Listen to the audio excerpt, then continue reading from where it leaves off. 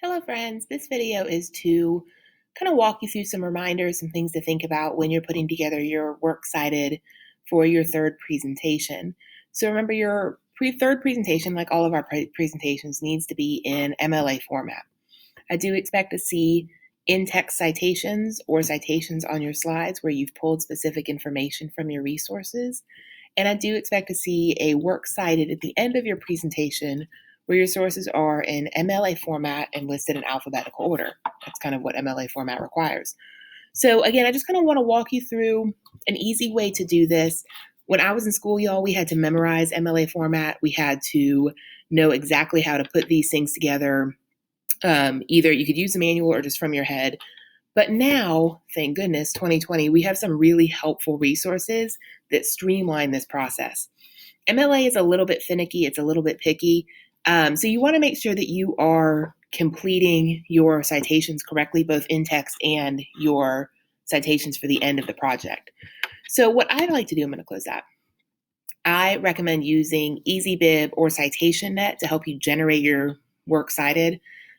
So this is a website here that I pulled up that was a good resource for my project sample that I've built for the third presentation.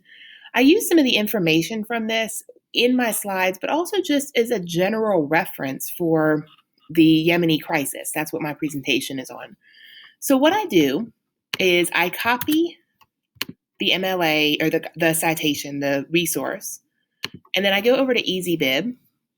Now, depending on what your source is you're going to change what format you use. Websites, books, journals, these all require different formatting.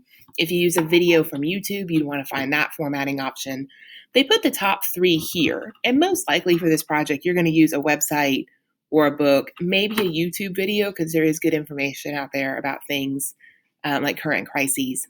So mine is a website. So I'm going to click website. And then right here, I'm going to copy it. I'm going to paste my URL from the website that I used. Maybe. Okay. And then what this is going to do, what EasyBib does, and it is a little bit slow, I've noticed in the last several weeks, you're going to search it. It's going to find your website.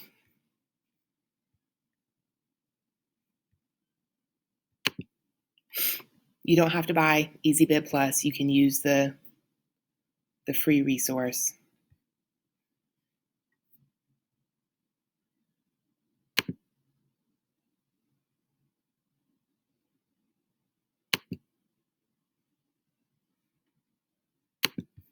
Let me close some of these ads. Maybe that'll help.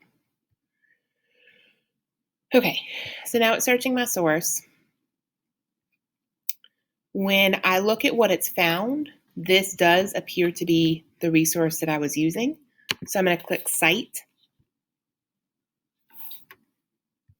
And you may have to click it more than once. I don't know why EasyBib does that.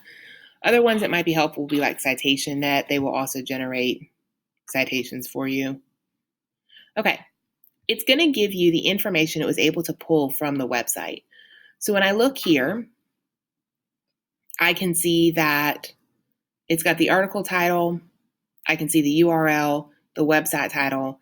It's going to include the date I accessed it, and then also the date that this website was published. You can see here it doesn't have the publisher or the sponsor. So then as I click continue, it's going to ask me again to review that information. I'm going to continue again.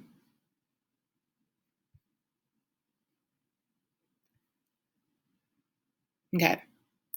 So this is where it's going to give me an opportunity to add details. So right here, it has pulled some information about my author.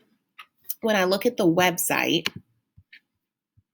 this is my author's name. It's not recognizing this as both her first and her last name. So when I look at it here, this is her first name. This is her last name. So when I come to EasyBib, I'm going to take that.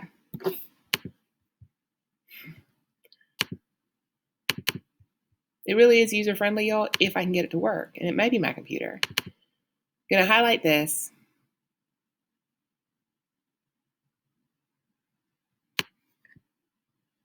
And I'm going to bring it over to first name.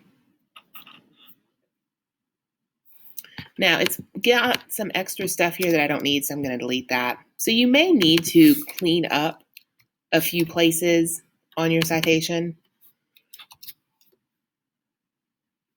Okay, so I've added what I need to add. I don't have any other authors. I don't have any other information about that.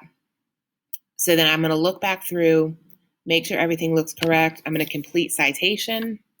It's going to ask me to view a sponsored message. Let me pause this for a second.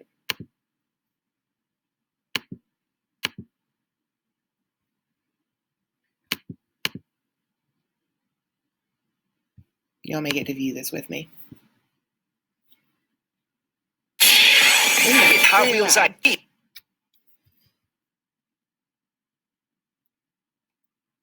All right, while that's playing, let me kind of show you also what you're going to want to do. So when I'm looking at this resource from the Voices of Youth, I pulled this detail here, that 2 million children in Yemen are living in the biggest man-made humanitarian crisis since 2015.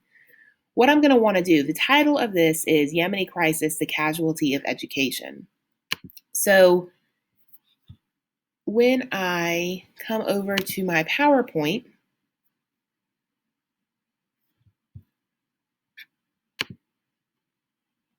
here you can see where I've pulled some information from her resource. Okay. I got this information here that 1 in 5 schools in Yemen have been destroyed because of the conflict. This is where I'm going to do a parenthetical citation.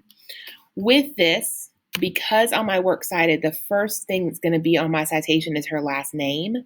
That's what I will put here. I want to make sure I spell that correctly. What this does is this directs your reader or whoever is looking at your presentation to your works cited so they can see where you got that information. On your works cited, the very first word of each citation is what you're going to cite for the in-text citation. So if I didn't have an author here for this piece and my works cited started with the title of the article, the title of the website, my in-text citation would be Yemen Crisis.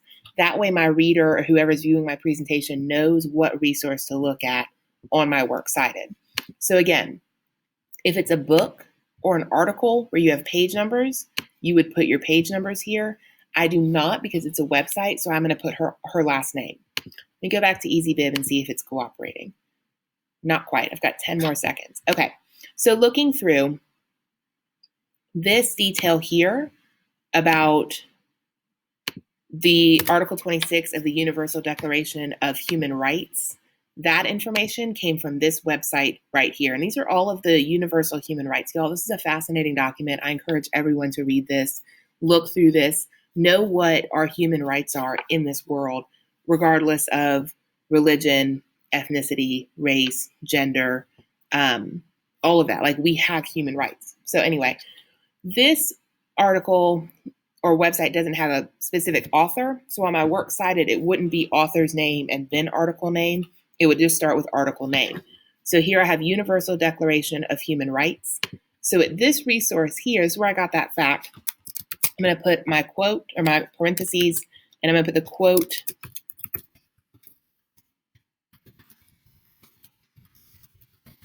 like this. That way, again, close my quotation. When my reader is looking at this and they're like, oh, that's really interesting. I wonder where Ms. Stevens got that information.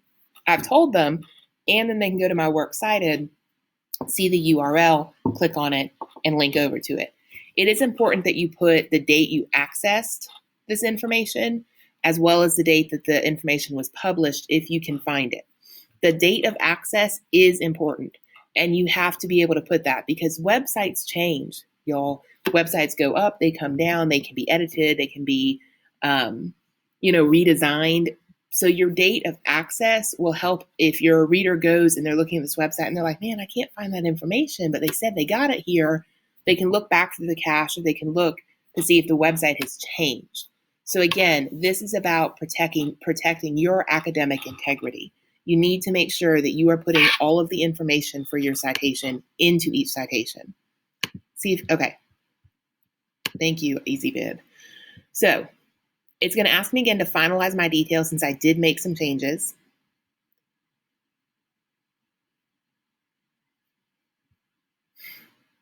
Okay. So here, this is what I did from another presentation a couple of weeks ago. So what I do like about EasyBib is it will save all of your citations that you generate. That way you can copy and paste them kind of all at the same time. So as I look at this here, I see I can click it. Maybe. I can copy it. And then when I come over here to my presentation and I go to my works cited page, I can copy and paste it. I can paste it over.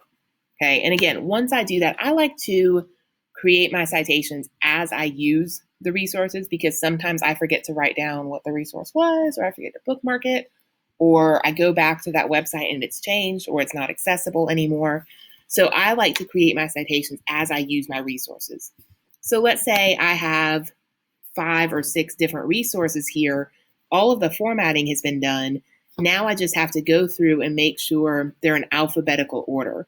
So again, if you don't have all these authors, you're going to alphabetize by the first word of the citation.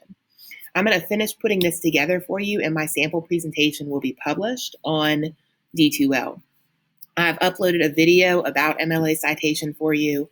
I am going to give you, some feedback on MLA citations from your past presentations. I did that with presentation 1. I'm doing that currently with presentation 2. I've posted links to the OWL Purdue website, which is a fantastic resource, y'all. It will walk you through every tiny little element of MLA formatting. And I've posted a few PDFs and handouts as well. If you run into a problem or you're not sure how to cite something, please reach out. Please let me know, and I would be happy to help you generate a citation or make sure that you're citing things correctly.